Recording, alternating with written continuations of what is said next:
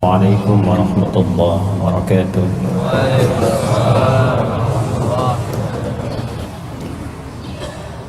Alhamdulillahi rabbil alamin. Wassalatu wassalamu ala rasulillahil karim nabiyyina al-amin sayyidina Muhammadin wa ala alihi wa sahbihi wa dhurriyyatihi wa ummatihi ila yaumiddin wa ba'd. Faya ahbaballahi wa ahbaba rasulihi sallallahu alaihi wasallam, usi nafsi wa iyyakum bitaqwallahi faqad fazal muttaqun. Fala tamutunna illa wa antum muslimun. Faqala ta'ala: Ya ayyuhalladzina amanu taqullaha haqqa tuqatih wa la tamutunna illa wa antum muslimun. Hadirin, bersyukur pada Allah Subhanahu wa taala, kita masih diberikan kesempatan untuk beriman sampai dengan subuh kali ini. Bersyukur pada Allah Subhanahu wa taala, di antara sekian hamba yang beriman itu kita masih diberikan kesempatan untuk membuktikan keimanan itu dengan amal saleh, dan diawali dengan menunaikan salat subuh berjamaah.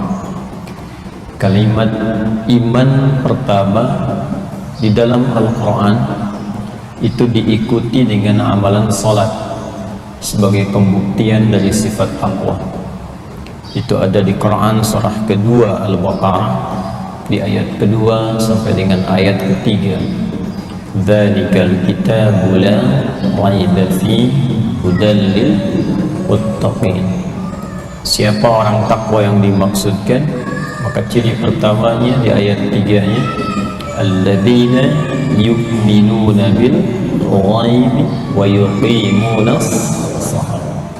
Alladzina yu'minuna bil ghaib, yaitu orang-orang yang senantiasa meningkatkan keimanan dia. Jadi orang takwa itu tidak dibatasi dengan cukup beriman.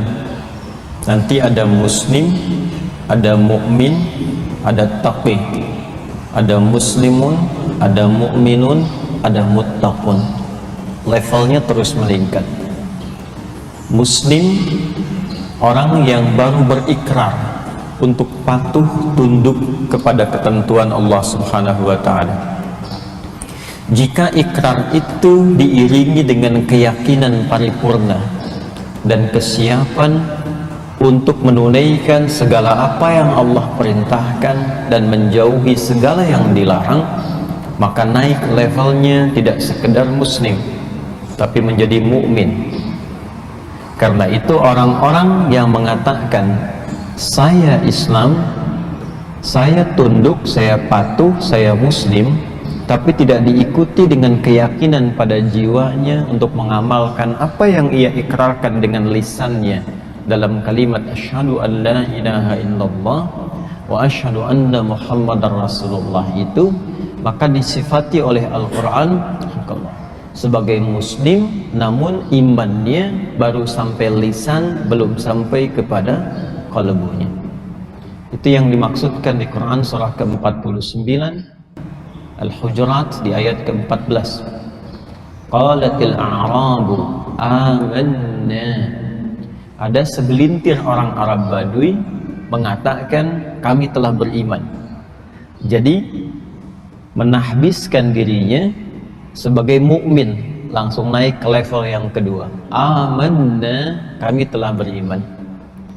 Turun jawaban langsung dari Allah Subhanahu wa taala. Qul lam tu'minu. Katakan Muhammad sallallahu alaihi wasallam, kalian belum naik ke level mukmin. Walakin qulu aslamna. Tapi katakan baru di level yang pertama, baru muslim. Walamma yadkhulul imanu fi qulubikum. Sementara iman yang diucapkan di lisan itu belum sampai ke dalam hati. belum sampai ke dalam jiwanya. Jadi baru mengalir di lisan, baru berucap asyhadu an la ilaha illallah wa asyhadu anna muhammadan rasulullah. Itu kalau kalimat sampai ke dalam hati, maka nanti berubah dari sekedar muslim menjadi mukmin. Bila sampai ke dalam hati, maka nanti dalam hati akan dipancarkan kepada seluruh bagian tubuh kita sebagai pertanda keimanan kita kepada Allah Subhanahu wa taala. Nah, pancaran ini nanti akan dieksekusi oleh seluruh bagian tubuh kita yang menandakan kita betul-betul beriman. Karena itu nanti 3 bagian ini disebut dengan iqrarun bil lisan wa tasdiqun bil qalbi wal amalu bil jawarih. Diungkapkan dengan lisan, dibenarkan sampai ke dalam hati, dibuktikan lewat perangkat tubuh kita. Pembuktian lewat perangkat tubuh itu, itulah yang disebut dengan ibadah namanya. Pembuktian pertamanya itu datang lewat sholat. Dan sholat ini adalah pembuktian iman pertama yang diamalkan, ditampakkan, bahkan menjadi risalah pertama seluruh nabi dan rasul yang pernah bertugas di muka bumi. Jadi semua nabi, rasul, muslim beriman kepada Allah, mukmin, yakin dengan itu semua, dan pembuktian pertama keimanannya itu dengan sholat. Nabi Musa alaihi salam ketika pertama kali konfirmasi ketauhidannya kepada Allah dan membuktikan keislaman dan keimanannya, perintah pertamanya membuktikan lewat salat. Itu ada di Quran surah ke-20 Taha di ayat ke-14. Innani anallahu la ilaha illa ana. Itu kalimat tauhid. Pembuktiannya di mana? Fa'budni. Kata Allah, innani anallahu, sungguh saya tegaskan saya itu Allah. La ilaha illa ana. Tidak ada yang layak dipertuhankan dan disembah. Karena ilah itu mengandung makna dipertuhankan dan disembah sekaligus. Ketika itu menjadi nama bagi Tuhan, maka berubah menjadi Allah. Jelas ya? Makanya kita katakan la ilaha illallah. Tidak ada yang layak dipertuhankan dan disembah kecuali saya, kata Allah. Fa'budni. Maka kalau sudah beriman, buktikan itu dengan menyembah saya. Bagaimana caranya? Teruskan ayatnya. Wa aqimis salata lidzikri. Tunaikan salat sebagai pembuktian untuk mengingatku, menyembah kepada Allah Subhanahu wa taala. Risalah itu terus berlangsung dari sebelum, bahkan Nabi Isa juga demikian. Nabi Isa salat, Yesus Mesias salat. Di Quran surah ke-19 Maryam di ayat ke-33, wa ja'alani mubarakan aynama kuntu wa awsani bis salah. Allah memberkahi aku di setiap keadaan, di setiap tempat dan waktu, dan mewasiatkan, memberikan pesan kepadaku untuk sholat. Jadi Nabi Isa sholat untuk membuktikan keimanannya, kehambaannya terhadap Allah Subhanahu wa taala. Jadi sholat itu sekaligus selain sebagai pembuktian iman, juga pembuktian sebagai hamba, dan tidak naik status di atas hamba, tetap hamba. Karena itu Rasulullah SAW ketika akan menerima perintah sholat, status kehambaannya disebutkan dengan jelas. Itu di surah ke-17 Al-Isra, di ayat yang pertama itu. Subhanalladzi asra bi'abdihi. Bukan birasulihi, bukan binabihi, tapi bi'abdihi. Untuk menegaskan bahwa risalah sholat itu sebagai hadiah terbesar nanti dari proses Isra Mi'raj itu adalah pembuktian dari penghambaan seorang hamba kepada Allah Subhanahu wa taala.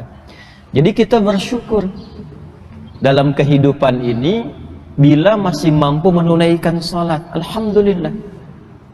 Artinya komitmen keyakinan kita, keberimanan kita kepada Allah Subhanahu wa taala kita telah wujudkan Dan perwujudan pertama kali itu melalui sholat.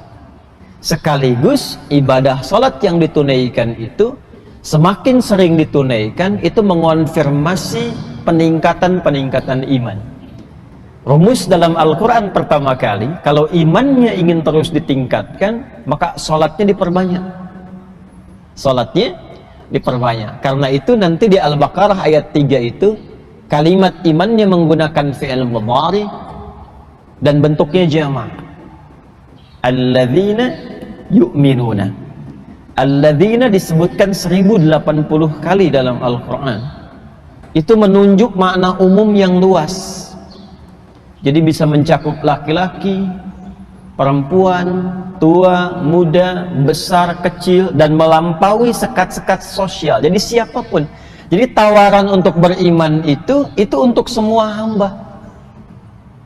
Itu buktinya rahman Allah. Semua diberi kesempatan untuk beriman. Hanya persoalannya tawaran itu mau diambil atau tidak, itu problemnya. Jadi Allah memberi kesempatan pada setiap hamba itu untuk beriman. Kalau di sini diberikan misalnya snack, ya, misal saja, lalu setelah kajian diberikan snack, semua mendapatkan bagiannya, tapi ada yang tidak mau ngambil. Begitu tidak diambil, sampai depan dia lapar. Saking laparnya kemudian pingsan. Pertanyaannya, yang salah panitianya atau jamaahnya? Jamaahnya, karena panitia sudah menawarkan, yang bersangkutan tidak mengambil. Jadi kalau ada yang tidak beriman, jangan salahkan Allahnya, karena konsep dasarnya semua diberikan kesempatan yang sama, cuma manusianya yang tidak mau ngambil. Fir'aun kan se-Fir'aun-Fir'aunnya, ngaku Tuhan, hobi bunuh orang, perbuatannya zalim, masih dikirimkan 2 orang nabi kan, Musa dan Harun, dan diperintahkan berdakwah dengan lembut. Itu se-Fir'aun-Fir'aunnya. Karena itu konsep pemberian hidayah itu terbuka untuk semua, tinggal kita mau ngambil atau tidak. Itu yang dimaksud di Quran surah ke-29 Al-Ankabut, itu di ayat yang terakhir itu. Walladzina jahadu fina lanahdiyannahum subulana. Orang-orang yang serius mengambil hidayah yang telah kami tebarkan itu. Jadi pancaran hidayah itu seperti sinyal yang ditebarkan. Tinggal kita mau mengambilnya atau tidak. Jadi kalau antum ingin cepat dapat hidayah itu, coba cepat cari tempat-tempat yang sinyalnya kuat mendapatkan itu. Anda kan kalau telepon sinyalnya lemah, langsung keluar cari sinyal kan? Jalan sambil tunjuk-tunjuk, padahal yang telepon nggak ada di situ gitu. Ini sinyalnya nggak ada nih gitu kan, tapi Anda cari-cari supaya sinyalnya penuh lagi. Itu Allah tebarkan sinyalnya, ada di majlis ilmu, di majlis, di masjid, di ta'lim, ya kan? Nah, itulah sinyalnya. Kalau kita mau mendekat ke situ, maka lanahdiyannahum subulana. Kami akan tunjukkan, kata Allah, dan dibimbing untuk mendapatkan jalan-jalan kemuliaan menuju Allah Subhanahu wa taala. Dan alhamdulillah, salat berjamaah itu diantara jalan-jalan untuk mendapatkan hidayah Allah, dan itu sangat mahal. Biasanya diantara sekian surah-surah yang dibacakan oleh imam itu bukan sekedar permohonan yang ditujukan kepada Allah, tapi umumnya mewakili pesan-pesan penting yang menjadi kebutuhan seluruh jamaah yang menunaikan salat. Kadang-kadang unik Pak Ibu, kita itu para imam kadang menyiapkan surat tertentu untuk dibaca, tapi ketika sholat itu bisa berubah. Bisa demikian itu. Ya, tadi dibacakan Quran surah ke-25 Al-Furqan tadi. Tadi itu dari ayat 68 sampai ayat 75. Surah ke-25 ayat 68 sampai dengan 75. Saya singkat saja pesan kuat yang penting di ayat tadi itu. Utamanya di ayat 70 dan 75-nya. Utamanya. Ya, di ayat 70 dan 75-nya. Jadi ini tawaran langsung dari Allah Subhanahu wa taala, tidak ada di antara kita yang sempurna. Idealnya semua menjadi ibadur rahman, hamba-hamba Allah yang penyayang. sikapnya yang lembut, yang baik, yang toleran dalam konteks kebaikan. Tapi kadang ada yang terperosok dalam keburukan. Lisan salah tutur, telinga salah dengar, mata salah tatap, bahkan ada yang melakukan dosa-dosa yang besar, tapi selalu diberi kesempatan oleh Allah untuk kembali. Maka di ayat 70-nya, illa man taba wa amana wa amila amalan salihah. Maka orang-orang yang mungkin pernah merasa salah itu bisa kembali menjadi soleh, kata Allah. Kalau dia mau kembali taubat. Taubat itu kembali kepada jalan-jalan kebaikan. Jadi bahasa Quran itu indah sekali. Tidak ada memang yang sempurna di antara manusia yang bukan nabi dan rasul itu. Ya. Tapi kemuliaan manusia itu, hamba yang salah itu terletak kepada keinginan kuatnya untuk selalu berusaha menjadi soleh. Jadi yang dituntut dari kita itu usahanya. Karena itu saya sering berkata, Allah itu sangat mencintai seorang pelaku maksiat yang gemar bertobat dibandingkan dengan orang soleh yang tidak pernah merasa salah. Ya. Jadi kalau kita mau kembali, itu disukai oleh Allah. Taubat dan tinggalkan perbuatan-perbuatan buruk itu. Lalu kuatkan imannya, isi dengan amal soleh. Apa ciri orang yang telah berhasil menjadi soleh itu? Maka diteruskan ayatnya, ya, faulaika yubaddilullahu anhum sayyi'atihim hasanat. Ini ciri yang penting, Pak, Ibu. Orang kalau sudah taubat itu, kata Allah, ciri diterima taubatnya, maka berganti perbuatan salah yang sebelumnya dilakukan dengan perbuatan soleh yang konsisten dikerjakan. Jadi kalau kita bertobat dari dosa mata, misal melihat yang salah nih, seringkali terdorong untuk melihat gambar yang tidak baik, lalu taubat. Maka ciri diterima taubatnya itu, yang salah ini berganti menjadi soleh. Tidak ingin lagi melihat gambar yang tidak baik, tontonan yang tidak bagus. Dari situ beralih kepada yang baik-baik. Maka kalau ini konsisten dikerjakan, Allahu Akbar, ayat 75-nya, ulaika yujzaunal ghurfata bima sabaru. Maka orang-orang ini menggunakan bentuk jamak nih, Pak. Ya, kalau jamak itu pekerjaannya tidak sendirian. Jadi kalau di keluarga ini, orang tua ngajak anak-anaknya, suami dengan istri kompak. Jadi di rumah tontonan-tontonannya diganti menjadi yang lebih baik. Bacaan-bacaannya diganti dengan yang lebih saleh. Dirumuskan di mana sekolahnya, di mana bekerjanya, di mana belajarnya. Itu kalau kompak seperti itu dan bersabar menjalaninya, bersabar. Kalimat pertamanya sabar. Itu Allah menyiapkan satu tempat khusus untuk keluarga ini di surga. Dan cara masuknya itu disambut. Disambut tahiyatan wa salama. Disambut kalau di tafsirnya di Quran surah 13, ditafsir di Quran surah Ar-Ra'd ayat 23 sampai 24, itu keluarga besar ini akan saling bergandengan masuk ke dalam surga dan disambut oleh para malaikat di setiap pintu-pintu surga. Jadi masuknya lewat surga Aden, kan 8 pintu surga itu. Ya, jadi masuk dia lewat surga Aden, nanti malaikat menyambut di setiap pintu-pintu surga. Dan luar biasanya dikonfirmasi di ayat ini, Quran surah ke-25 di ayat 75 itu dikonfirmasi nanti di Quran surah 13 ayat 23 dan 24 dengan kalimat yang sama tentang sabarnya.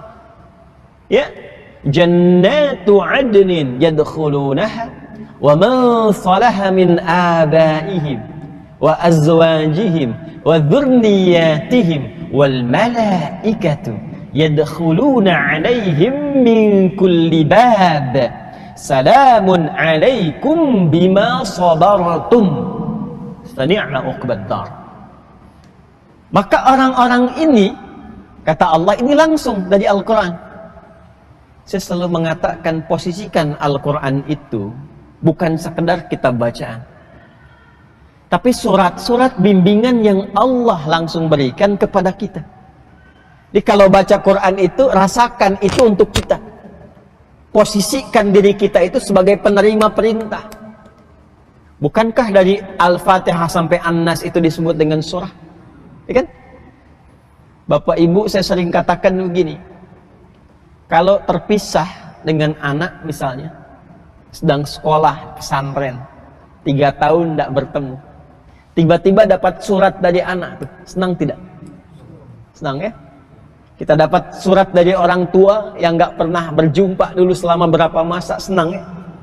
Sekarang Allah kirim surat kepada kita, 114 surat yang belum tampak dalam pandangan kita, yang selalu memberikan rahmat, perhatian, ampunan, pemaafan. Kirim surat, 114 surat lewat manusia utama yang terpilih, Sayyidina Muhammad SAW, sampai ke kita.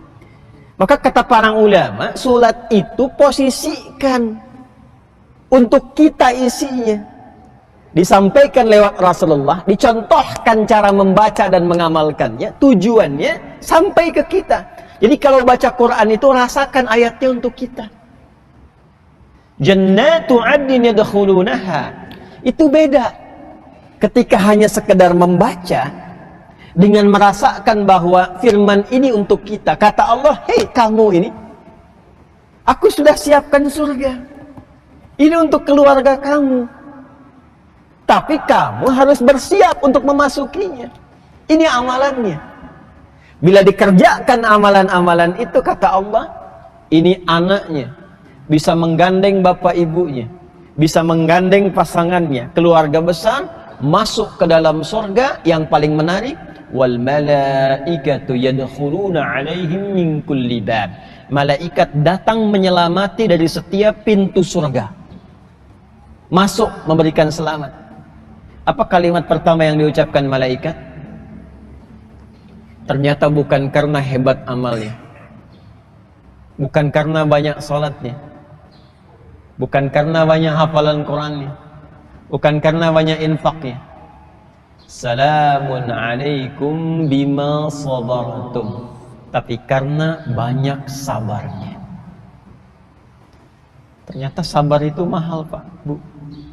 Sabar, Bu, ya, kalau mendidik anak-anak menjadi soleh, sabar. Karena di situ ternyata kunci untuk mendapatkan rahmat Allah itu. Sabar, ikhwan. Bapak yang sedang mencari nafkah dengan cara yang halal, sabar. Karena ternyata setiap gerak langkahnya itu pahalanya ada di situ. Dan peluh, keringat, capek, lelah, itu ternyata yang punya nilai di hadapan Allah. Itu kalimat pertama malaikat itu sabarnya. Bukan karena selamat mendapatkan penghasilannya, bukan karena selamat karena anaknya diwisuda hafal Qurannya, bukan. Yang indah itu sabarnya. Karena itu kenikmatan wisuda, khatmul Quran itu, hafalan Quran itu ternyata bukan karena hasilnya selesai menghafal, bukan. Karena tahapan-tahapan yang dilalui dengan kesabaran itu telah tuntas dilewati. Makanya kenapa banyak penghafal Quran ketika di wisuda itu banyak terharu dan menangis itu, karena merasakan perjuangan saat mulai menghafalnya. Itu poinnya. Nah, ini yang kita dapatkan di subuh ini. Saya kira kalau kita berusaha untuk membaca Quran pelan-pelan dengan terjemahan, ya setiap harilah diusahakan walaupun cuma 1 ayat. Nanti ketika kita sholat dan mendengar imam membacakan ayat apapun, itu rasanya akan berbeda. Karena ada petunjuk-petunjuk berkehidupan yang selalu selaras dengan apa yang kita jalani dalam aktivitas harian kita. Jelas sampai di sini? Itu muqaddimah pertemuan kita subuh kali ini. Jadi saya tidak menginginkan kita sholat tapi tidak memahami yang kita dapatkan dalam sholat kita. Kurang lebih yang dibacakan imam demikian tadi maknanya. Sekarang pembahasan pentingnya bagaimana kita mengondisikan diri kita supaya mendapati anugerah-anugerah yang setidaknya garis besarnya telah disampaikan dalam bacaan sholat subuh tadi. Itu adalah materi pembuka yang akan kita tampilkan di kesempatan subuh kali ini. Karena taklim kali ini insya Allah taklim pembuka ya. Ya. Formalnya kan baru dimulai bulan depan ya, insya Allah. Jadi ini pembukaan. Al-Bidayah insyaallah. Ibnu Katsir rahimahullah punya kitab Al-Bidayah wan Nihayah. Jilid pertamanya ada muqaddimah, 21 jilid.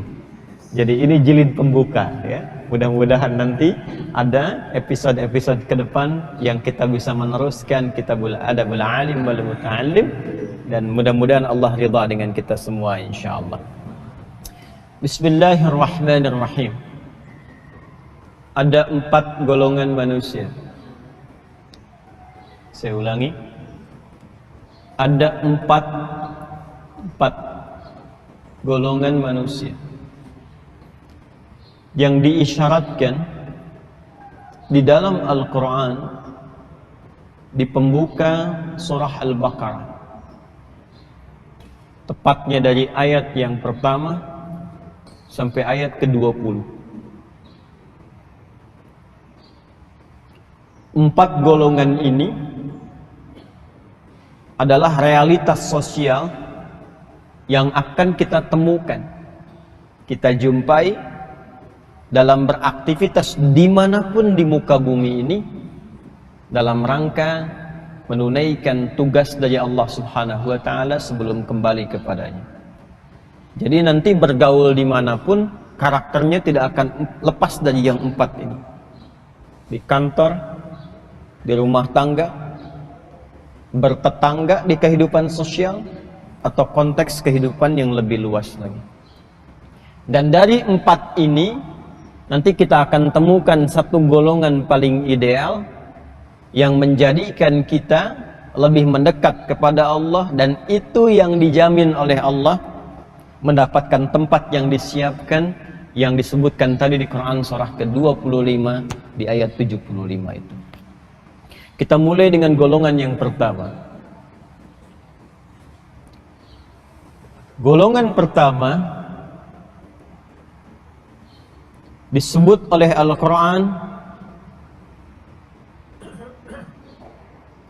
dengan golongan terbaik, yaitu insan bertakwa. Insan bertakwa. Dan ini modal penting. Takwa itu modal penting dalam bergaul dimanapun. Jadi kalau kita bergaul dengan siapapun, dimanapun, bertugas di tempat, di ruang, di waktu mana dan kapanpun, itu insya Allah akan selalu diterima dalam kebaikan. Anda bertugas sebagai apapun, diplomat, ditempatkan di negara-negara tertentu, ya, di kantor ada penugasan di tempat baru, bergaul dengan keluarga, mahasiswa misalnya, baru masuk kampus atau bertempat di tempat yang baru, dimanapun, ketika membawa nilai-nilai ketakwaan ini, itu dijamin oleh Allah akan menjadi yang terbaik di tempat dia berada. Itu ditemukan isyarat pertamanya di Quran surah ke-49 ayat 13. Masuk tafsirnya dulu, nanti kita balik ke Al-Baqarahnya. Quran surah ke-49 Al-Hujurat ayat 13. A'udzu billahi minasyaitonir rajim. Bismillahirrahmanirrahim. Ya ayyuhan nas. Hei semua manusia tanpa kecuali. Ingat ya. Manusia itu pernah saya sampaikan setidaknya disebut dengan 5 nama dalam Al-Quran. Setidaknya ada 5 nama pokok. Nanti lain waktu kalau ingin lebih detail kita ngaji di kesempatan berbeda. Ada disebut dengan Bashar.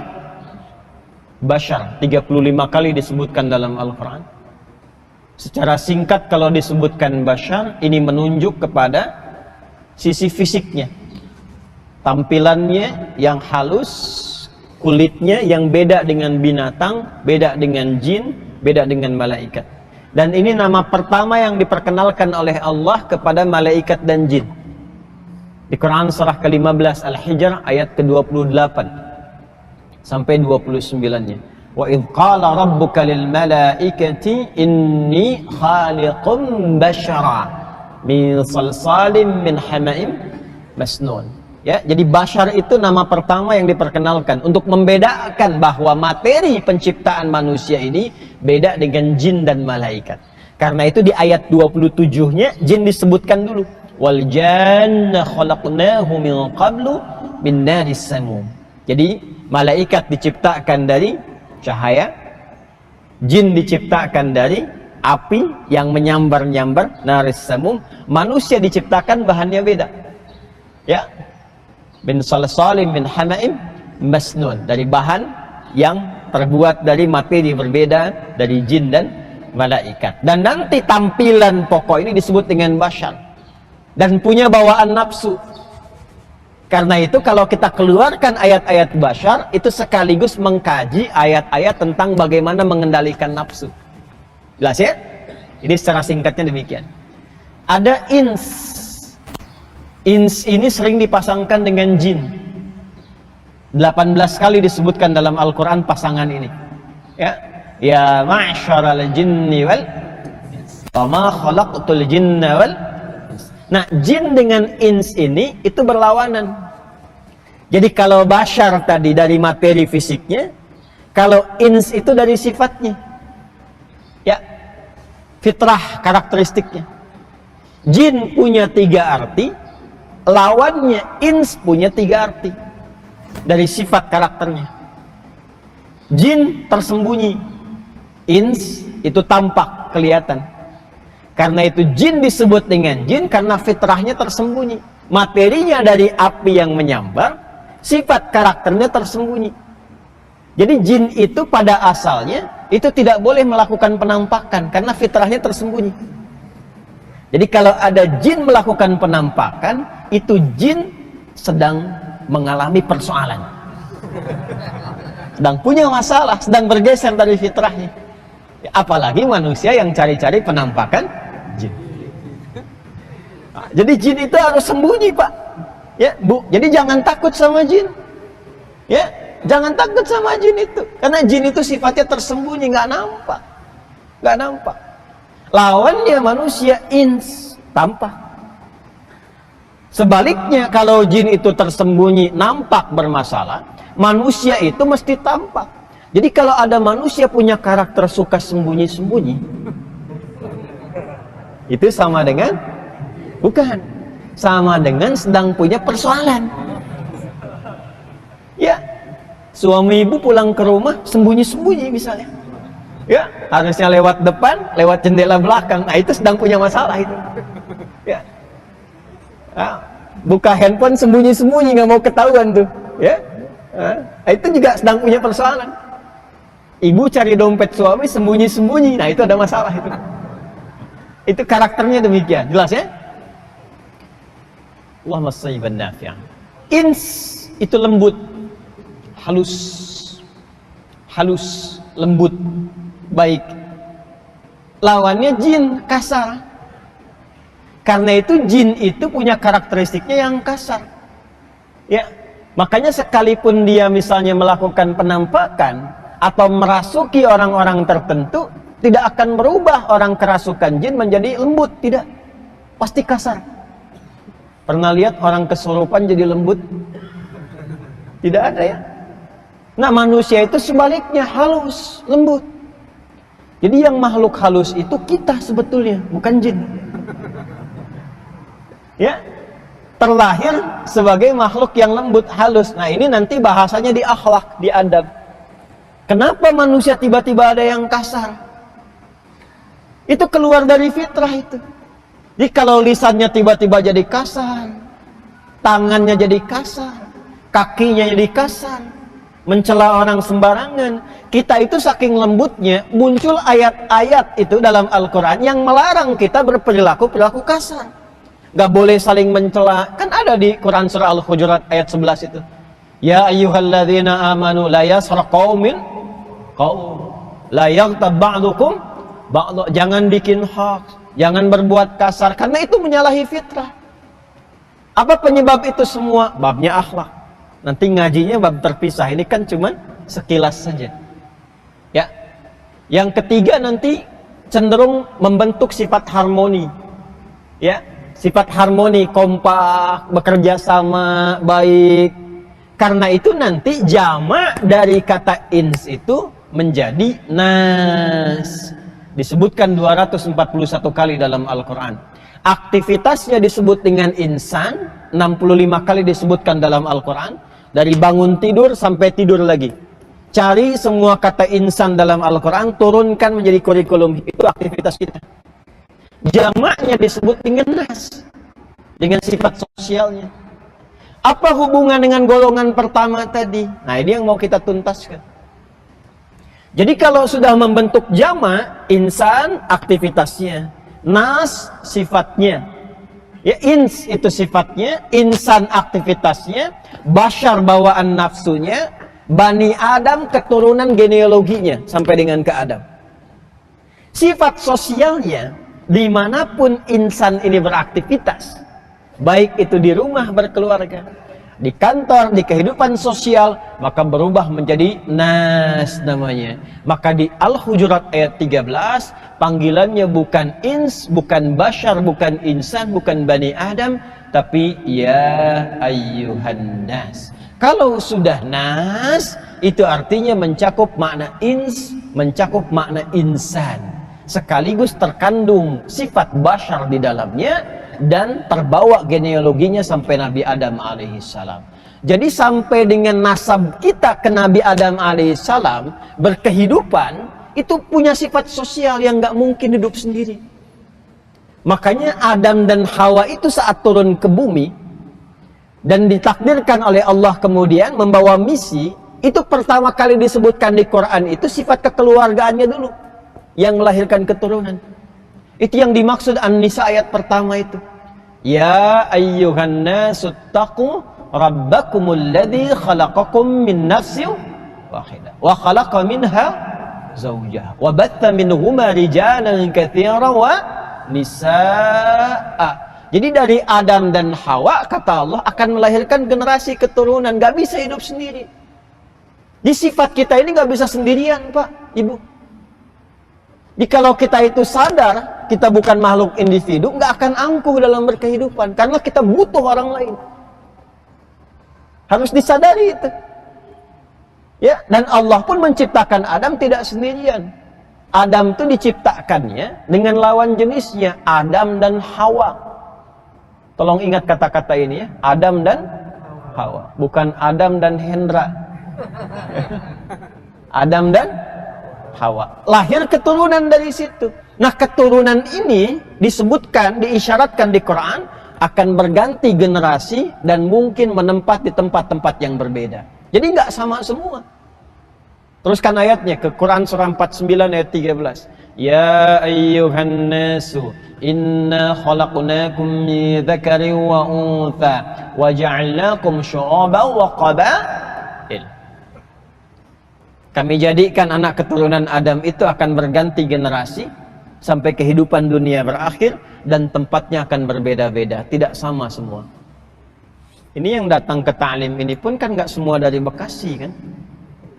Ya? Yang paling jauh dari mana? Oh, ada yang paling jauh di sini dari mana? Bandung. Jauh sekali itu. Ada yang dari Bandung. Sumatera ada? Ya? Tuh, ini mungkin asalnya nggak akan sama semua. Ada yang dari Sumatera, ada yang dari Kalimantan, dari macam-macam. Bermukim di sini, bahkan sukunya bisa tidak sama. Wa qabail. Menariknya apa? Teruskan ayatnya. Lita'arafu. Desain kehidupan ini supaya bekerja sama, membangun harmoni, kompak, menyukseskan misi kita di bumi. Nah, cara membangun misi ini supaya sukses belum selesai ayatnya. Inna akramakum indallahi atqakum. Ini poinnya yang ingin saya dapatkan. Setiap orang yang beraktivitas di bumi, kata Allah, berinteraksi dengan siapapun, maka yang paling mulia, yang paling hebat, yang paling ideal di antara mereka adalah orang yang paling mampu memaksimalkan takwanya. Jadi kalau Bapak Ibu ingin bergaul dimanapun, ingin sukses, ingin baik, maka yang pertama, tingkatkan dulu kualitas diri kita itu menjadi bagian golongan pertama ini. Menjadi bagian dari golongan orang takwa. Ini sudah desain Allah ini. Ya, Ingat ya. Setiap pencipta itu sifat dasarnya, logikanya akan tahu dengan apa yang diciptakan. Orang yang buat handphone kan tahu dengan isi handphone kan? Allah yang menciptakan kita maha tahu tentang kehidupan kita. Jadi bukan hanya tentang diri kita, tentang kehidupan kita semuanya. Nah, Allah itu sudah menetapkan, membuat aturan. Kalau ingin gampang hidupnya, ingin mulia hidupnya, ingin sukses hidupnya, ingin bahagia hidupnya, maka hal pertama yang harus dilakukan adalah coba berusaha mentransformasikan diri, menjadikan diri kita itu termasuk golongan orang yang bertakwa. Jaminannya, dimanapun Anda beraktivitas, kata Allah, inna akramakum indallahi atqakum. Allah telah menetapkan indallahi, yang paling mulia, yang paling hebat, istimewa di antara kalian, siapa yang paling tinggi nilai takwanya. Sekarang pertanyaannya, ya Allah, bagaimana cara kami menjadikan diri kami termasuk bagian orang takwa itu? Sehingga kalau dibawa ke rumah tangga, jadi suami bertakwa, sukses rumah tangganya. Jadi istri bertakwa, sukses rumah tangganya. Jadi anak bertakwa, sukses kehidupannya. Jadi bos, direktur bertakwa, sukses pekerjaannya. Jangan salah. Jangan salah. Dan ini hal pertama yang dilakukan oleh Nabi saat Allah menurunkan bimbingan merubah masyarakat jahiliyah. Jahiliyah itu kan ada semua di situ. Yang buruk-buruknya. Pezina ada nggak di jahiliyah? Komplit, bukan hanya ada. Komplit. Dengan semua jenis zina ada di dalamnya. Pembunuh ada. Perampok ada. Pembegal satu kampung. Begal semua. Gifar itu kan kampung begal itu. Gifar itu kampung begal. Tokohnya namanya Jundub bin Junadah. Masuk Islam, dibimbing jadi takwa, merubah isi kampungnya semua dari pembegal jadi orang baik semua. Maka beliau mempopulerkan namanya dengan nama kampungnya. Alih-alih disebut Jundub bin Junadah, memperkenalkan dengan saya dari Gifar. Jadi bangga akhirnya. Jadi kebanggaan. Ya, dari Gifar tambahkan alif lam di depannya, tutup ujungnya dengan i, jadi Al-Ghifari. Dikenal dengan Abu Dzar Al-Ghifari. Itu asalnya dari kampung begal. Masuk Islam, berubah jadi bagus. Bahkan paling populer termasuk yang meriwayatkan hadis-hadis Nabi SAW. Dan di antara hadis yang banyak diriwayatkan itu hadis tentang takwa. Biasanya beliau berduet dengan Mu'adz bin Jabal. Coba cek di Al-Arba'in itu. Yang karya Imam An-Nawawi itu ya, 42 hadis. Hadis nomor 18 coba dilihat tuh. An Jundub bin Junadah wa Mu'adz bin Jabal radhiyallahu taala anhuma qala Rasulullah sallallahu alaihi wasallam ittaqillaha haitsuma kunta wa atbi sayyi'atal hasanata tamhuha. Itu yang meriwayatkan mantan begal. Itu hadis takwa yang dibawa itu. Itu berubah kepribadian. Siapa yang enggak kenal Umar bin Khattab, Amr bin As, Khalid bin Walid? Itu semua berubah. Dan kalau kita teliti, setiap karakteristik sahabat Nabi itu punya kekhususan sendiri. Nggak sama semua. Kita bisa katakan Utsman pebisnis, Abdurrahman bin Auf pebisnis, Abu Bakar juga demikian, As-Siddiq radhiyallahu taala anhum jami'an. Tapi setiap orang ini punya ciri khas yang berbeda, nggak sama semua. Nggak sama. Dan memang ternyata bab bisnis pun dalam hadis Kitabul Buyu' itu ragamnya bisa banyak, Pak. Jadi kalau kita mau detail dikeluarkan itu, ada banyak fikihnya bisa keluar di itu. Ya, ada jadi broker misalnya, penyalur. Abdurrahman bin Auf itu kan asalnya broker tuh, penyalur kambing. Ya, itu ada fikihnya nanti. Utsman bin Affan, investasi di properti, ada itu. Maka sekarang pun boleh jadi ada yang bisnis properti ya. Bisa jadi itu. Tuh propertinya Utsman itu sampai 15 abad sekarang asetnya masih ada dan punya nilai di hadapan Allah. Kan terkenal itu, beli properti kebun kan? Sama sumur yang dibebaskan itu sampai sekarang masih ada. Ayo, pebisnis properti mana itu? Asetnya masih bisa berkembang kan, nilai aktifanya itu sampai kemudian wafat di hadapan Allah itu. Itu ada contohnya. Ya, teori-teori bisnisnya Abdurrahman bin Auf, Abu Bakar As-Siddiq, ada contohnya itu. Dan semuanya ada, diplomat ada, birokrat ada semua. Begawan pengetahuan ada seperti Ali bin Abi Thalib. Ya. Dan yang paling sederhana, fikih azan pun ada. Ya, terkait dengan pengelolaan masjid itu ada. Jadi harus bangga itu. Kalau para muadzin tahu fikihnya Bilal, oh jadi kebanggaan. Udah nggak akan ngerjain yang lain lagi. Bilal tuh prinsipnya sederhana. Azan. Allahu Akbar, Allahu Akbar. Selesai azan Nabi komen. Sahabat like, di-share sampai ke kita. Apa komen Nabi? Aku mendengar suara terumpah Bilal di surga. Kurang lebih demikian. Au kama sadaqa Rasulullah sallallahu alaihi wasallam. Ya Bilal mendengar itu luar biasa responnya. Adzan aja udah nyampe surga. Ngapain saya bisnis kayak Uthman? Jadi semua porsinya udah ada. Ya sudah, di situ beliau konsisten adzan saja. Sepeninggal Nabi, Pak, Ibu, itu beliau ditawari jadi salah satu pejabat. Kalau kita sekarang hakim agung lah, dengan gaji dan fasilitas yang luar biasa, itu menolak dan ingin menyendiri karena ingin mempertahankan komitmen yang telah dibangun di era Nabi untuk adzan saja, dan dengan itu mendapatkan jaminan. Kan itu nggak mudah itu ya. Makanya teman-teman yang muadzin tuh pelajari fikihnya, itu mahal, banyak semua tuntunannya, dan semua mengerucut kepada jalan-jalan takwa.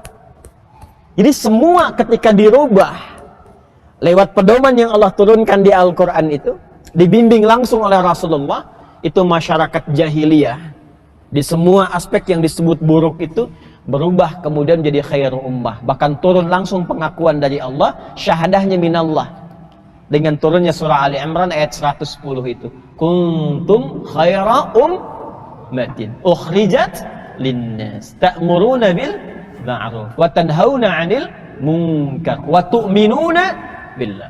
Itu yang mahal.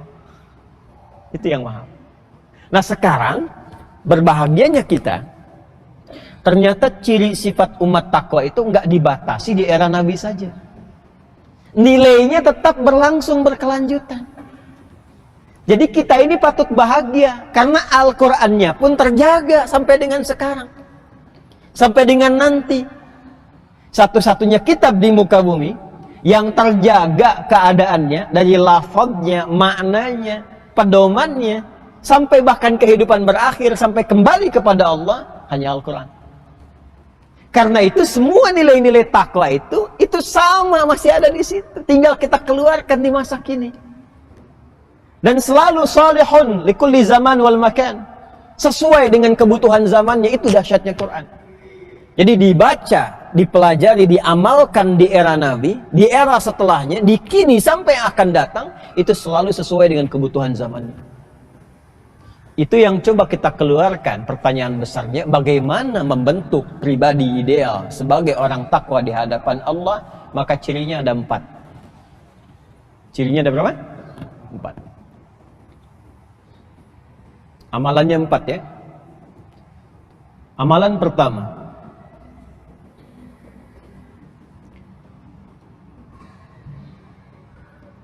salat. Kita tulis dulu aja ya. Salat. 2, infak. Jadi pertama amalan ritual, salat. Kedua amalan sosial, infak. Nanti kita pelajari apa itu infak. Ya. Jadi jangan terbayang langsung uang saja, tidak. Ya. Kita nanti pelajari. 3, interaksi dengan Al-Quran. Al-Quran. Hati-hati ya, Al-Quran. Salat, infak, Quran. 3, memiliki visi akhirat. Memiliki visi akhirat. Wabil akhirati hum yuqinun. Sudah? 4 ini ya. Dan keempat ini harus punya pondasi.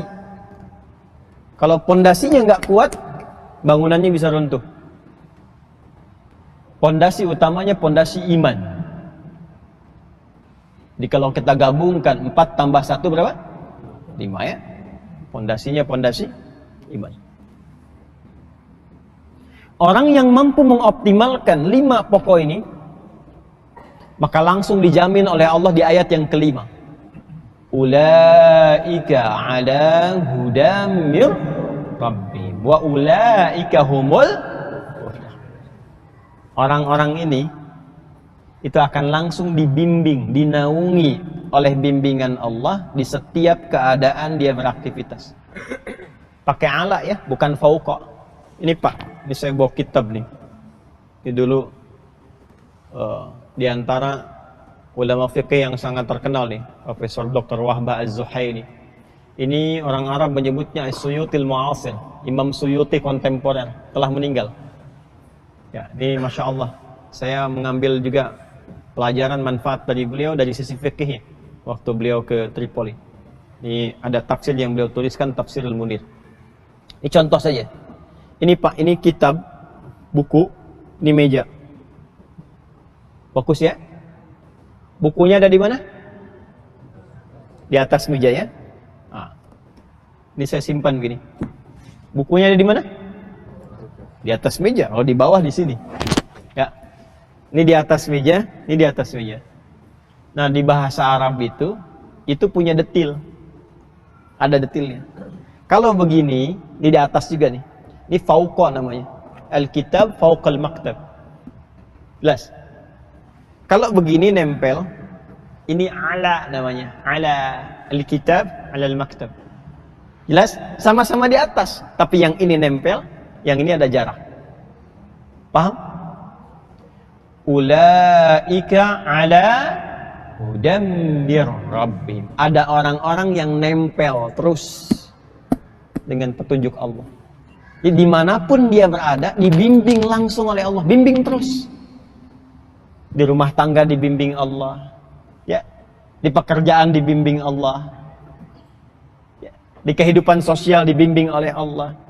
Anda dekat dengan pimpinan, dibimbing oleh pimpinan, aksesnya mudah kan? Ya kan? Di kantor ada pimpinan, dibimbing, diarahkan, semua akses itu bisa didapatkan dan mudah aktivitasnya. Ini ada hamba dibimbing Allah, apa yang sulit bagi Allah? Karena itu kehidupan orang ini itu selalu lekat dengan kebahagiaan, tenang aja, tenang, sukses terus. Orang-orang yang menggenggam kebahagiaan, ketenangan itu bahasa Arabnya disebut dengan muflihun. Dari kata aflaha, aflaha itu menggenggam falah. Falah itu bahagia dan sukses. Kalau bahagia saja, belum tentu sukses, itu fariha namanya. Fa dengan ha. Fariha yafrahu. Ya. Orangnya farah. Sifatnya disebut farhan. Jadi kalau ada yang namanya farhan, farah, ya. Atau farah misalnya perempuan, farhan laki-laki, itu artinya orang yang selalu diharapkan bahagia dalam hidupnya. Walaupun belum tentu sukses. Kalau sukses saja, belum tentu bahagia, itu turunan katanya dari kata fauz. Faza yafuzu fauzan. Fauzan, fauzi, faizah, fauzia. Itu satu akar tuh. Satu akar. Artinya yang diharapkan sukses dalam kehidupannya. Walaupun belum tentu bahagia. Ada yang bahagia ada, ya, tapi kata asalnya demikian. Coba Anda pilih. Ya. Sukses tapi tidak bahagia, atau bahagia tapi tidak sukses? Huh? Kaya tapi bahagia.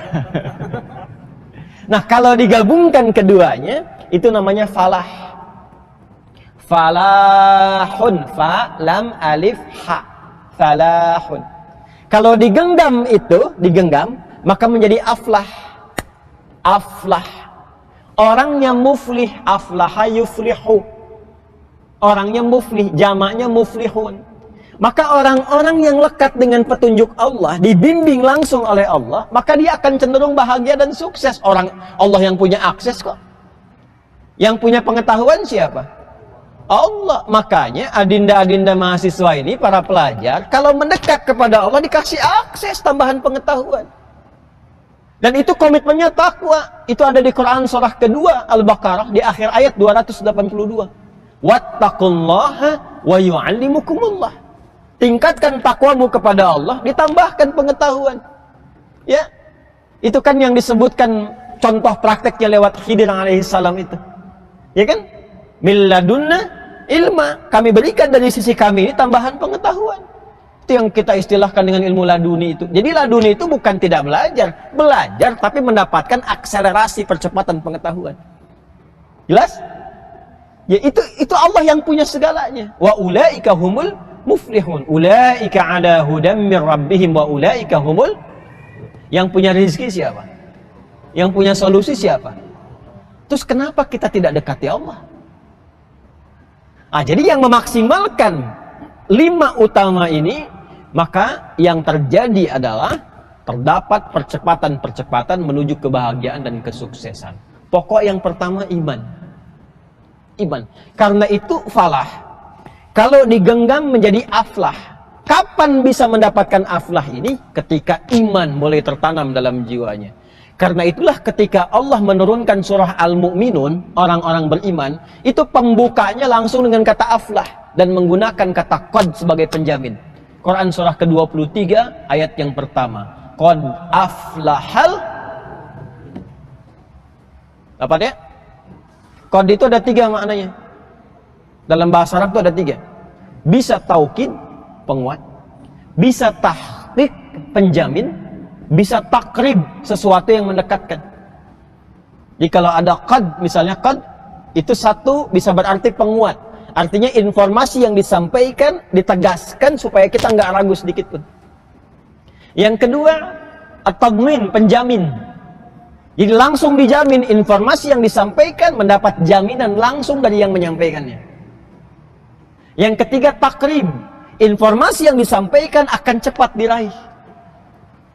Kalau mau sholat setelah azan ada apa? Qomat kan? Ya qomah ya? Coba. Dalam iqamah itu ada qadnya tidak? Ada ya?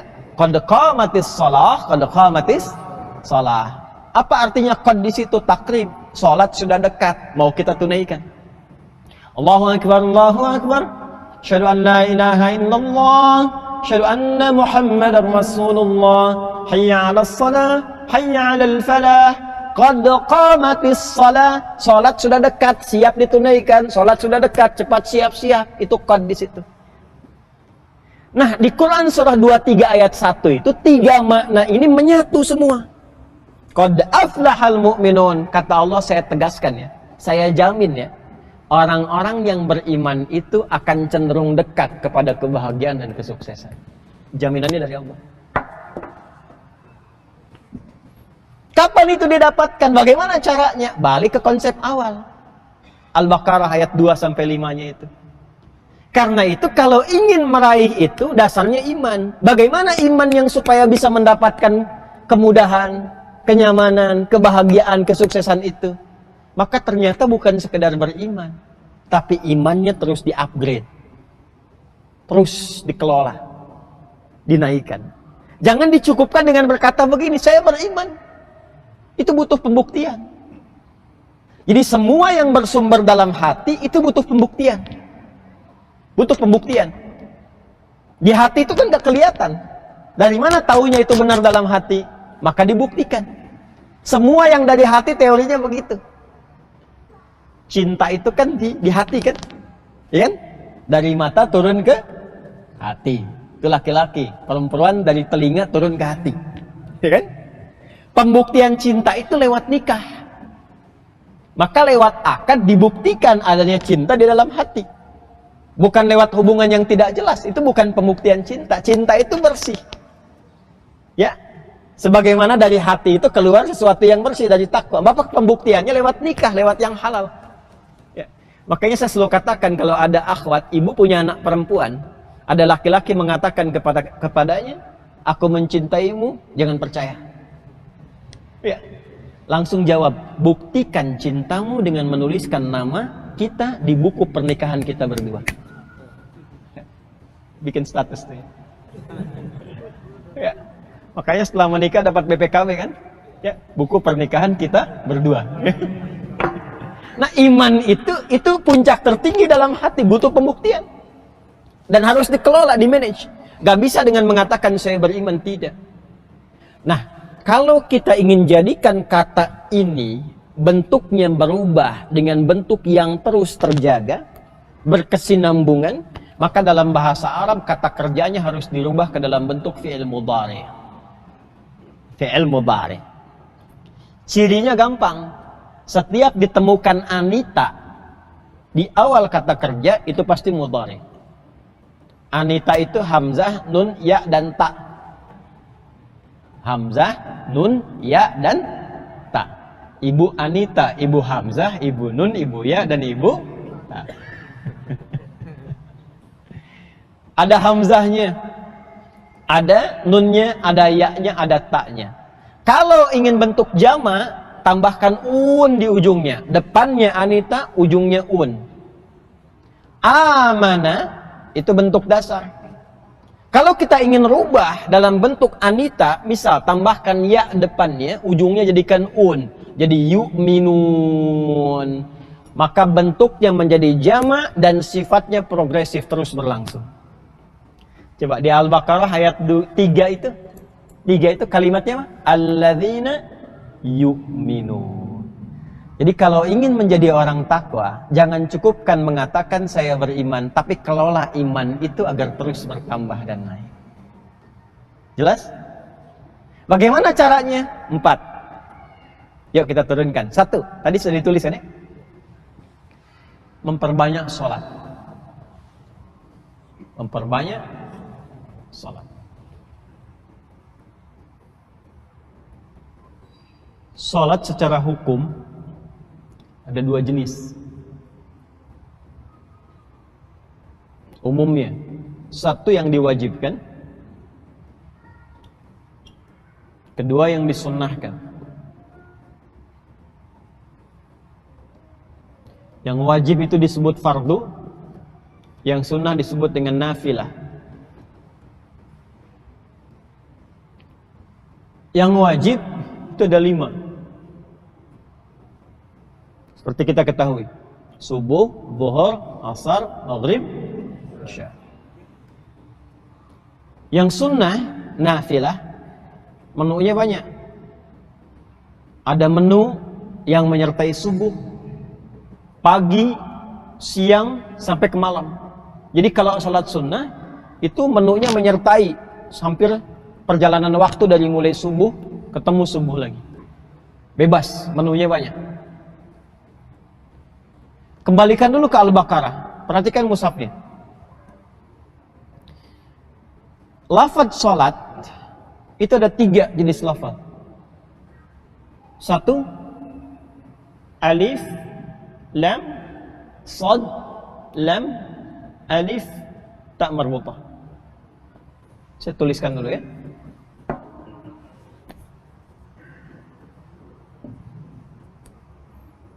Saya tuliskan supaya mudah untuk diketahui. Bentuk pertama tuh gini. Bismillah. 1 ini begini. Alif, lam, shad, lam, alif, ta marbutah. Gini. Yang kedua begini. Alif, lam, shad, lam, waw, alif, ta maftuhah. Yang ketiga begini. Alif, lam, shad, lam, waw, alif tegak, fathah tegak, ta marbutah. Gini. Kalau yang pertama begini,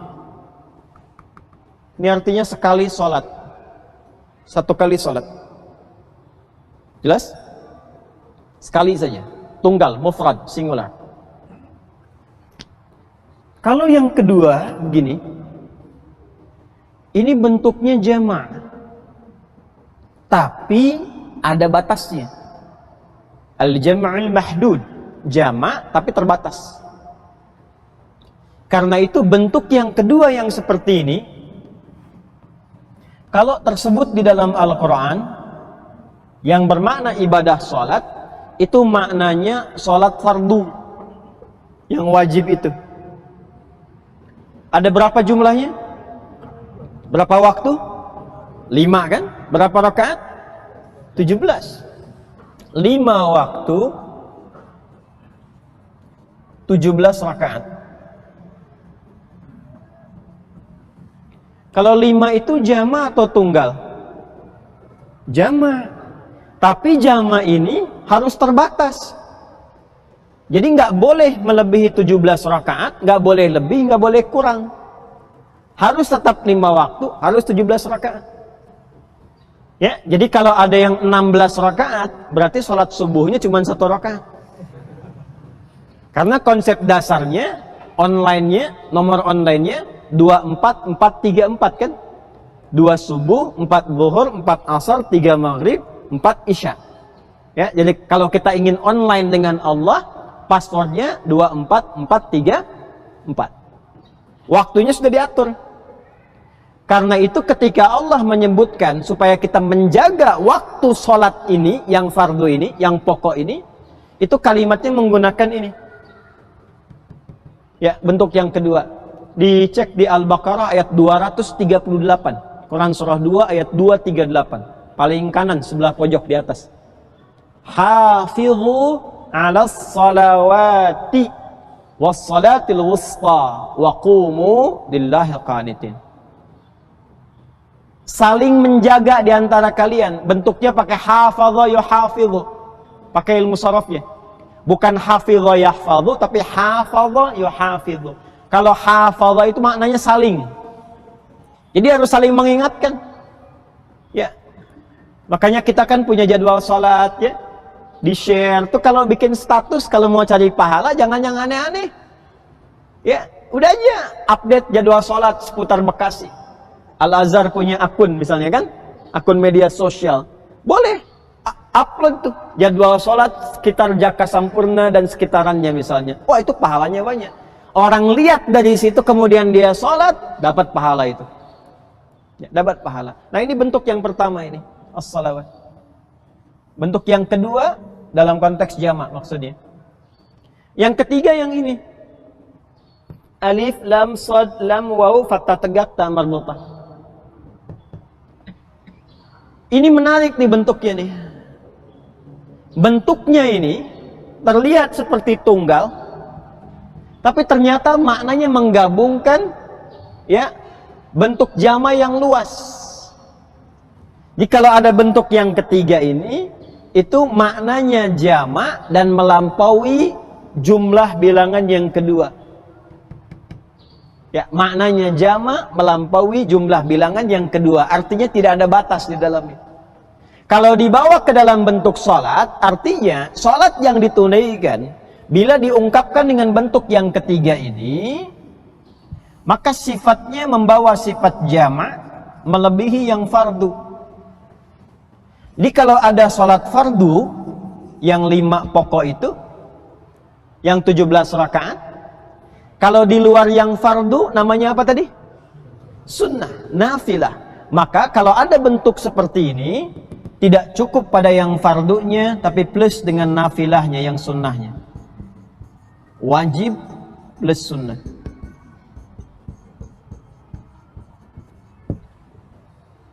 Oh.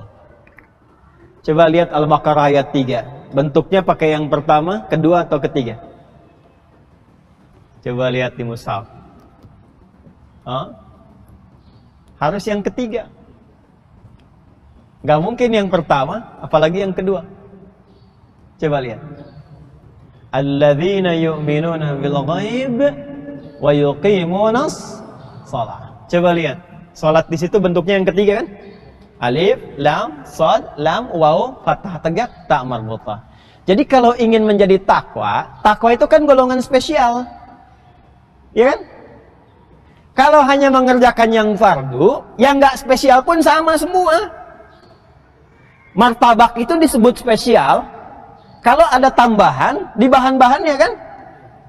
Kalau cuma martabaknya nggak spesial. Kalau telurnya naik jadi 3, 4, 5 telur, 10 telur plus daging, itu baru spesial. Ya.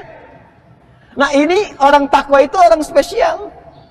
Bukan sekedar muslim, bukan sekedar mukmin, tapi orang yang terus mengupgrade keimanannya. Karena di-upgrade, dinaikkan dari standar. Jadi yang 5 waktu itu standar. Semua yang sudah muslim, sholatnya mesti 5 waktu. Ya nggak ada, saya kan baru mu'alaf Ustadz, jadi 1 waktu saja. Tidak. Sama aja baru masuk Islam dengan setelah berislam, terus berislam, itu tetap 5 waktu yang fardu. Tapi kalau ingin naikkan standar itu menjadi takwa, maka tambah dengan yang sunnahnya. Tambah dengan nafilahnya. Nah, tinggal kewajiban kita itu menurunkan menu-menunya. Apa saja menu yang nafilah itu, supaya meningkat kualitas menjadi takwa.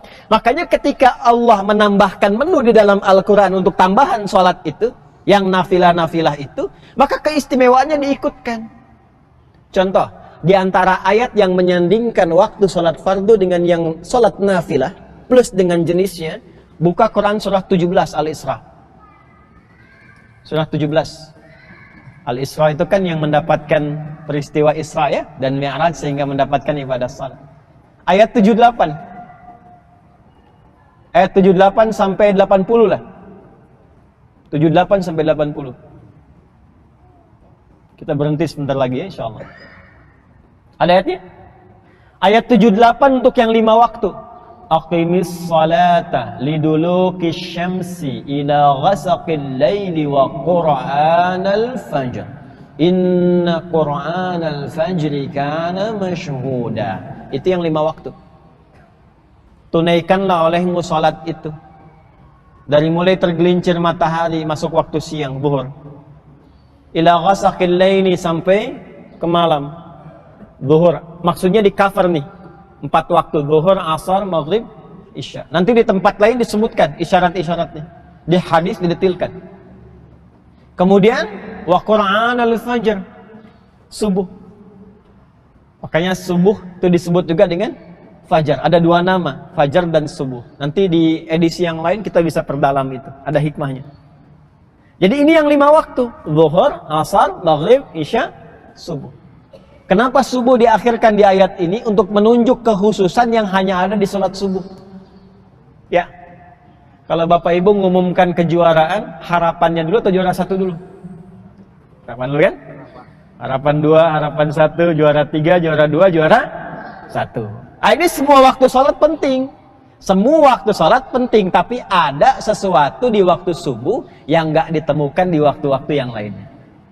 Ya, diantaranya apa? Subuh itu diantara waktu yang dipersaksikan oleh Allah. Allah mempersaksikan semua kita, ya. Tapi yang spesial juga diantaranya adalah dan seluruh malaikat ikut menyertai, ikut mendoakan dan seterusnya. Itu subuh. Makanya banyak ulama mengejar bahkan sebelum subuh. Jadi ada tipikal Pak, insan beriman di Quran, ciri orang takwa, itu yang dijamin nanti di surganya di taman surga. Jadi kalau bahasa Qurannya itu kita turunkan, maknanya ada orang ahli surga yang berkehidupan di bumi. Ya, ada calon penghuni surga yang beraktivitas di bumi. Apa diantaranya? Dia mengejar keutamaan subuh, bahkan bangun sebelum subuh untuk bisa beristighfar sebelum subuh. Itu ada di Quran surah ke-51 ayat 18. Wabil asharihum yastaghfirun. Dan menjelang waktu subuh dia banyak beristighfar. Saking mengejar keutamaan ini. Ini yang 5 waktu. Lalu tambah dengan nafilah. Contohnya apa? Ayat 79-nya. Wa minal laili fatahajjad bi. Dan kalau kamu ingin tambahkan, kata Allah, naikkan levelnya. Di antara sebagian malam itu nggak harus semua. Sebagian malam tunaikan tahajud. Di tahajud itu termasuk ciri orang takwa. Jadi kalau kita ingin naikkan levelnya dari mukmin menjadi muttaqin, coba naikkan, tambah nafilah.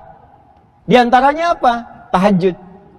Makanya Nabi ketika mengatakan, saya orang paling takwa di antara kalian, ciri ketakwaannya nampak pada tahajudnya. Itu yang coba ingin diikuti oleh para sahabat itu. Ya, sampai berkonsultasi pada Sayyidah Aisyah. Kan viral ya hadisnya di Al-Bukhari itu. Datang beberapa sahabat kepada Sayyidah Aisyah bertanya, kaifa kanat salatun Nabi sallallahu alaihi wasallam? Bagaimana salat malamnya Nabi sallallahu alaihi wasallam?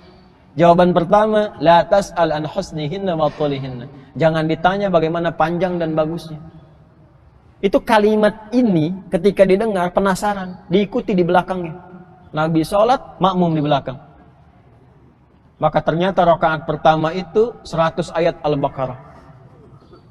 Rakaat pertama. Dikira akan ruku, ternyata belum. Lanjut. Al-Baqarah 286. Satu surah. Begitu selesai dikira ruku, lanjut. Ali Imran 200 ayat. Dikira ruku, lanjut An-Nisa 176 ayat. 5 juz 4 halaman. 5 juz 4 halaman rakaat pertama baru ruku. Rakaat pertamanya. Besoknya nggak ikutan lagi. Besoknya nggak ikutan lagi. Itu semakin tinggi semakin naik, semakin tinggi semakin naik. Karena itu orang-orang yang meningkat takwanya, contoh dia tahajud tadi, dia mau tahajud nih, maka Allah berikan akses yang berbeda dengan orang-orang yang hanya sholat yang standar tadi. Sholat standar pun dapat kita manfaatnya, tapi ketika tambah tahajud, aksesnya lebih luas lagi. Karena itu langsung disebutkan. Jadi ketika menunaikan tahajud, dapat tambahan 4 lagi. Teruskan ayatnya.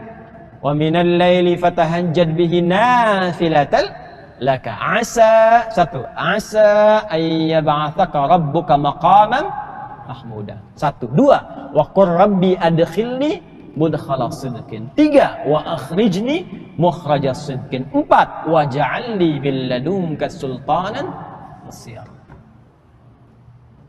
Karirnya dibimbing oleh Allah, ditempatkan di tempat yang terbaik dunia akhiratnya. Yang kedua, dibimbing setiap mengawali aktivitas supaya tidak menempuh dengan cara yang haram. Ta'aruf, mau nikah caranya halal, mau kerja nggak usah nyogok, nggak usah macam-macam, dibimbing dan dijaga kondisi hatinya. Ketika punya masalah diberikan jalan keluar, ketika diganggu dilindungi langsung oleh Allah. Itu tahajud, Pak. Makanya saya agak rewel tuh ya, terutama yang ikhwan, yang laki-laki ya. Kalau bisa sedapat mungkin, walaupun cuma 2 rakaat, witir 1 rakaat, jangan tinggalkan. Sedapat mungkin, walaupun hanya sunnah hukumnya, tapi mahal itu. Maka naikkan levelnya. Boleh sekarang keluarkan. Ya, salat sunnah rawatib 12 rakaat itu keluarkan. Kalau nggak bisa 12, minimal 10. Ya, 2 sebelum subuh, 4 sebelum zuhur. Kalau tak mampu 4, ambil hadis yang Ibnu Umar, yang 2. 2 setelah zuhur, 2 setelah maghrib, 2 setelah Isya. Hadis tentang salat-salat mutlak. Salat di antara 2 adzan iqamah. Salat duha. Duha itu ada 3 jenis. Salat syuruk, nanti saya berhenti supaya Bapak Ibu juga bisa salat syuruk. Ya, tenang aja, nanti kita bagi waktunya. Syuruk itu awal duha. Syuruk itu awal duha. Jumlah bilangannya 2 rakaat. Apa manfaat yang didapatkan? Itu nilainya seperti haji dan umrah. Tapi bukan berarti sudah haji, sudah umrah. Saya habis taklim mau haji dan umrah. Tidak. Beda ya. Tapi keutamaan senilai haji dan umrah. Itu syuruk. Syaratnya ba'da subuh. Tapi tunggu dulu sampai lewat masyrik. Karena nggak boleh sholat tepat di atas terbitnya matahari. Tunggu. Ya. Bayangan 1 toba, jeda. Kurang lebih lah 1 jam sampai 1 jam setengah setelah subuh. Ya. Jadi kalau misalnya dari mulai 4:30 subuhnya, ya kurang lebih jam 6 itu sudah mulai. Ya, nanti sampai ke pertengahan. Nah, tapi syaratnya nanti ada diam dulu, zikir dulu. Man shallal ghadata fil jama'ati. Ya kan? Thumma yaqulu yadhkurullaha fa yusalli rak'ataini fi bidayatud duha. Siapa yang menunaikan salat subuh berjamaah, kemudian dia duduk berzikir, tidak langsung pergi beranjak. Lalu sampai awal duha tiba, saat bayangan 1 tombak itu, ya, dia sholat kemudian 2 rakaat, fakana, ya, alaihi kamitsli hajjin wa umratin. Maka itu nilainya seperti haji dan umrah, sempurna disebutkan.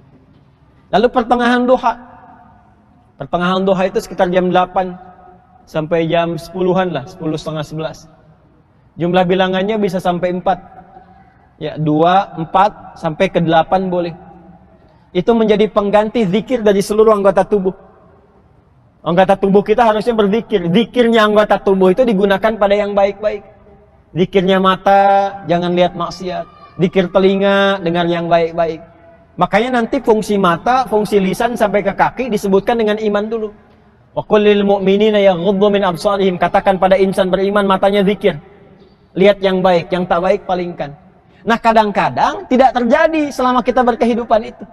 Alih-alih melihat yang baik, yang tak baik terlihat juga walaupun tak sengaja. Ya kan? Dan kebanyakannya nggak sengaja tapi dilihat. Maka pengganti zikir itu yang duha yang pertengahan. Ya. Nanti akhir duha. Akhir duha itu sekitar setengah 11 sampai menjelang zuhur. Sampai sekitar setengah 12-an lah ya. Itu bisa sampai 4, 8 atau 12. Apa manfaatnya? Banyak. Ya, untuk mendekatkan pada kemudahan rezeki, untuk mengentaskan musibah umum yang mungkin dialami. Bukan musibah khusus yang harus dialami sebagai ujian. Ini musibah umum. Misal macet, begitu Bapak lewat, tiba-tiba ada orang mengatakan atau polisi datang, "Pak, jangan ke sini ya, ini macet. Bapak ambil arah yang ini saja." Bapak dapat itu, yang lain boleh jadi enggak. Ya. Banjir, secara logika airnya harus masuk.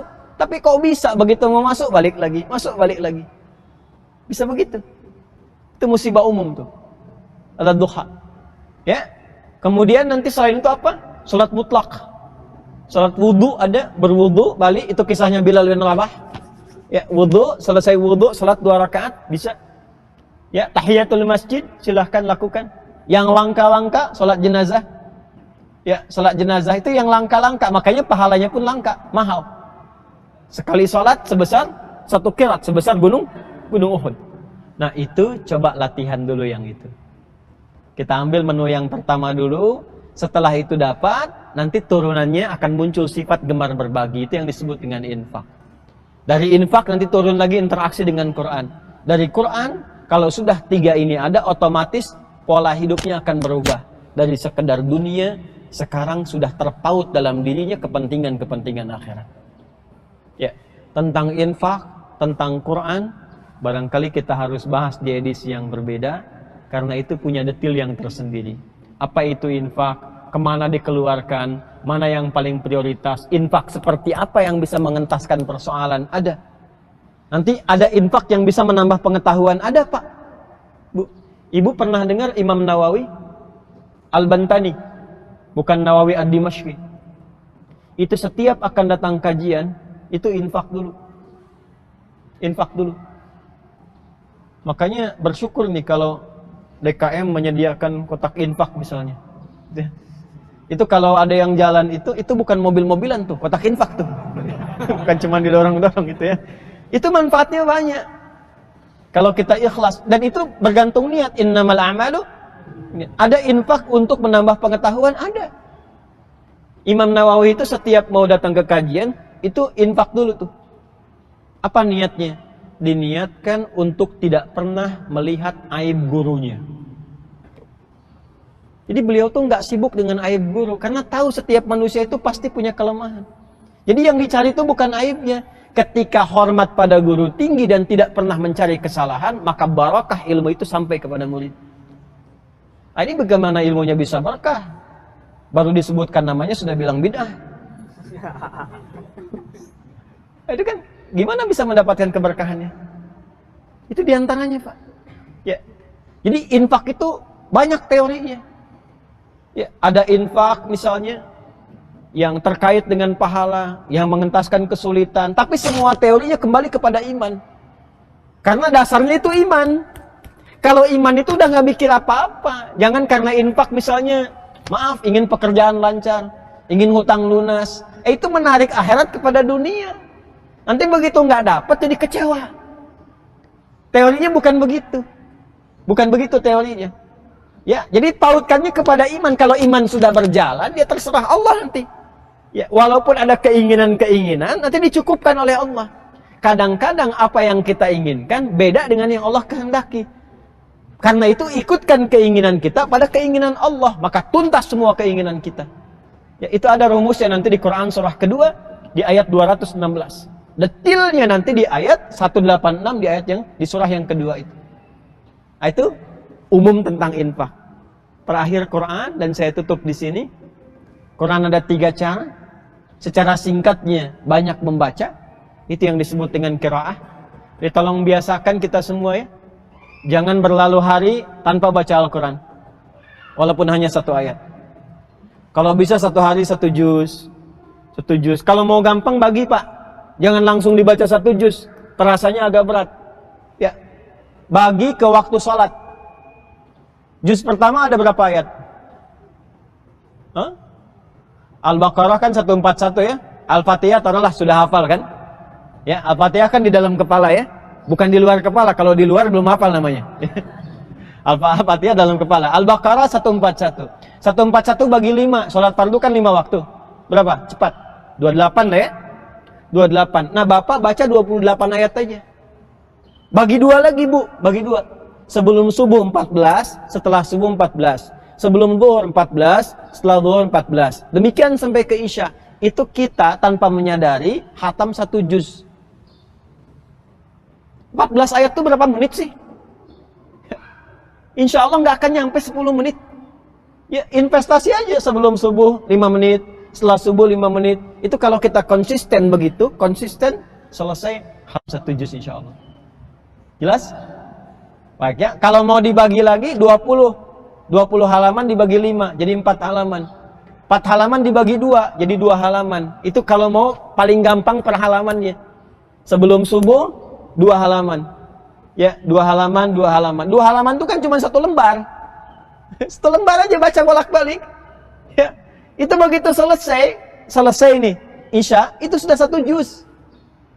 Sebulan konsisten begitu, itu khatam setiap bulan 30 juz. Khatam Quran. Ya, itu cara paling gampangnya. Kalau sudah seperti itu, naikkan levelnya, menghafal. Atau kalaupun ingin misalnya menghafal dibagi 2, menghafal penuh, menghafal ayat-ayat yang dibutuhkan sesuai kurikulum kehidupan. Bapak pebisnis, hafalkan Pak ayat-ayat bisnis. Hafalkan ayat-ayat bisnis. Pengusaha, hafalkan ayat-ayatnya. Baca saat tahajud. Tahajud tuh baca ayat itu aja. Nanti gali tafsirnya, praktekkan dalam bisnisnya. Lihat apa yang terjadi. Anda yang mahasiswa, keluarkan ayat-ayat ilmu. Ayat-ayat ilmu itu banyak di Quran. Malamnya bacakan dalam tahajud. Amalkan cara belajar seperti itu, lihat apa yang terjadi. Karena Quran bukan sekedar kitab bacaan, tapi Quran pedoman berkehidupan. Terakhir nanti kalau sudah seperti itu, maka dengan sendirinya akan tertanam keyakinan tentang akhirat. Tinggal mengeluarkan ayat-ayat dan hadis-hadis tentang akhirat. Turunkan jadi kurikulum hidup. Saya tutup, contoh. Siapa yang mau ke surga Firdaus? Boleh angkat tangan. Masya Allah. Ya, yang nggak ngangkat pun pengen juga, cuman malu-malu gitu kan? Ya. Baik. Biarkan saja kucing yang malu. Manusia kalau berbuat baik jangan malu. Malu-malu kucing. Baik. Caranya begini. Ini singkat saja, saya tutup di sini. Banyak orang yang ingin ke surga Firdaus, tapi tidak menurunkan kurikulum surga Firdaus itu dalam aktivitasnya di bumi. Kenapa nggak dikeluarkan ayat-ayat penghuni surga Firdaus? Lalu bentuk jadi kurikulum di bumi. Ya. Contoh paling cepatnya Quran surah ke-23 Al-Mu'minun ayat 1 sampai 11. Keluarin aja Pak ayatnya. Qad aflahal mu'minun alladzina hum fi salatihim khashi'un walladzina 'anil lagwi mu'ridun walladzina hum lizakati sa'ilun. Jadi penghuni surga Firdaus itu punya kualifikasi, keluarkan aja itu. Lalu konsisten terapkan dalam berkehidupan. Di situ ada ayat tentang harta zakat. Zakat kan di mana bisa zakat kalau nggak ada uangnya? Maka penghuni surga Firdaus pun itu bisa dihuni oleh pengusaha, pebisnis, pedagang, ada. Ya. Saat yang bersamaan dia sholat. Bapak kan kenal Utsman bin Affan, Abdurrahman bin Auf. Kenal kan? Itu kata Imam Nawawi di kitabnya At-Tibyan, itu Utsman bin Affan, Abdurrahman bin Auf, Tamim Ad-Dari, itu sekaya-kayanya masih bisa malamnya sholat tahajud sampai khatam Al-Quran. Malam itu. Ya, itu turunkan ke bumi, tuliskan di rumah, konsisten sekeluarga. Maka kita tinggal nikmati ulaika humul warithun alladzina yarithuna al-firdausa hum fiha khalidun. Maka itu yang kita harapkan jadi golongan yang pertama. Mudah-mudahan Allah memberikan taufik kepada kita semua. Maka yang pertama, saya cuma titip ya untuk kita semua, sholat ya. Sholat, kerja dimanapun jangan tinggal sholat. Kalau bisa tambahkan dengan sunnahnya, tambahkan nafilahnya. Karena kata falah pertama yang disebutkan dari 4 amalan ini, melekatnya hanya kepada sholat. Hayya 'alas shalah, hayya 'alal falah. Dan 5 kali diperdengarkan dalam kehidupan kita. 5 keutamaan, 5 kebaikan, sholatnya 5 waktu, diperdengarkannya 5 kali di telinga kita setiap pergantian waktu setiap hari. Jadi kita itu seharusnya umat bahagia, umat yang sukses. Karena 5 kali disebutkan, masa nggak sukses-sukses? 5 kali disebutkan nggak bahagia-bahagia, aneh itu. Ya aneh, harusnya kita dapatkan. Ya karena itu mudah-mudahan kita bisa istiqamah dalam 5 kebaikan yang disebutkan. Jadi golongan yang pertama, 3 golongan yang lainnya ada sikap-sikap yang berbeda. Insya Allah itu tafsirnya nanti di kajian tafsir di malam Jumat di Masjid Al-Ihsan yang di Pondok Timur Mas itu ya. 3 golongan yang lainnya mesti kita waspada, tapi di balik kewaspadaan juga tetap berinteraksi dalam kemuliaan. Itulah hebatnya Quran. Nanti ada yang non-muslim, ada yang orang Islam tapi perilakunya seperti non-muslim, itu ada. Ngaku muslim tapi nggak sholat, ngaku muslim tapi nggak mau zakat. Yang paling aneh nanti yang ketiga, golongan 3 lainnya, berarti golongan yang keempat, ngaku Islam tapi mengolok-olok agamanya sendiri, ngaku Islam tapi menyerang teman-temannya muslim sendiri. Itu golongan yang keempat, munafik namanya. Jadi yang kedua itu nanti ada kafar dibagi 2.